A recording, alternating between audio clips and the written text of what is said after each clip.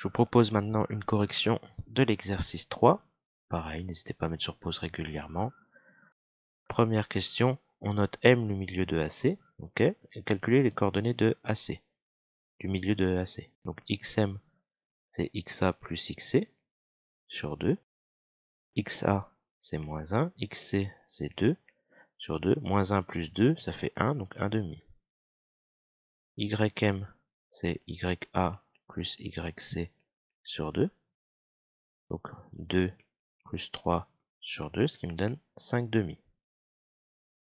Très bien. J'ai calculé les coordonnées du point M. Donc c'était 1 demi, 5 demi. Deuxième question, on vous dit que XD, enfin D a pour coordonnées XD, YD. On note le milieu de BD.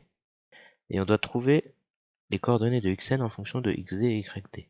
Alors N, c'est le milieu de BD, donc c'est X, la formule me dit que c'est XB plus XD sur 2. Je remplace ce que je peux remplacer. XB c'est moins 2. XD, je n'ai pas cette information, donc je laisse XD sur 2. Je ne peux pas simplifier davantage, donc je laisse ça comme ça. YN, donc je refais la même chose. YB plus YD sur 2. YB c'est moins 1, plus YD. Ah, je ne le connais pas, donc je laisse comme ça, sur 2. Et là, j'ai répondu à la question. Si on regarde, c'est bien, on a bien les coordonnées de N, donc XN et YN, en fonction de XD et YD. Donc ça, c'est la réponse, je ne peux pas mieux faire. Petit b, on me demande de déterminer les coordonnées de D afin que ABCD soit un parallélogramme. Mais je sais que ABCD est un parallélogramme si et seulement si les diagonales se coupent en leur milieu. Les diagonales, c'est quoi? C'est AC et BD.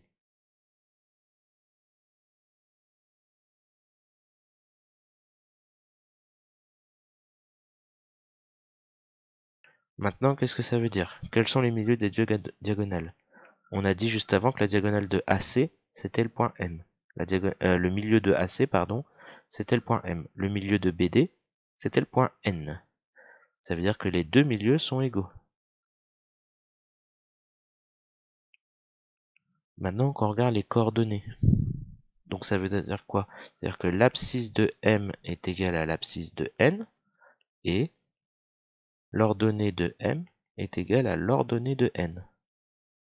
Et ça va nous donner des choses à résoudre. Regardez, donc je vais le tracer. XM, c'est 1 demi. XN, c'est cette chose-là. YM, c'est 5 demi. YN, c'est moins 1 plus YD sur 2. Et je vais regarder, ça va me donner deux petites équations. XM égale XN. Alors je vais mettre XN à gauche et XM à droite pour avoir le XD à droite, à gauche, pardon. Donc je remplace moins 2 plus XD sur 2 égale 1 demi. Donc là j'ai fait une égalité avec les deux choses rouges, juste avant. Donc ça c'est l'égalité en rouge. Je vais maintenant faire la même chose avec ce qui est en bleu. C'est quoi? Moins 1 plus YD sur 2 égale 5 demi.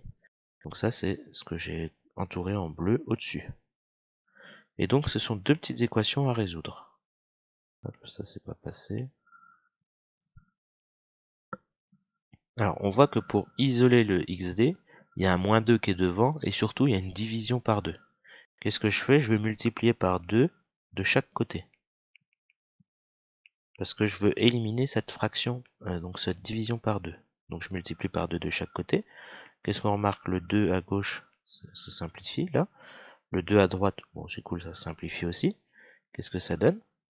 Donc, ça donne moins 2 plus XD. Alors je vais le refaire, on voit pas forcément bien. Donc moins 2 plus XD égale 1. Le moins 2, je mets le côté, donc je fais plus 2.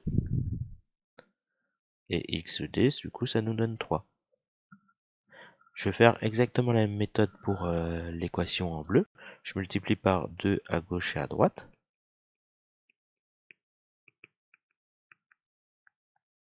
On voit qu'il y a des petites simplifications à faire. Les 2 ici simplifient, les 2 à droite aussi. Ça se simplifiera pas toujours. À droite, j'aurai pas du 5,5. Hein. Si vous avez écrit 2,5, ben ça fera 2 fois 2,5, donc on retrouvera bien le 5. On trouve quand même le bon résultat. À droite, c'est moins 1 plus YD. Donc je virerai maintenant le moins 1 qui est devant.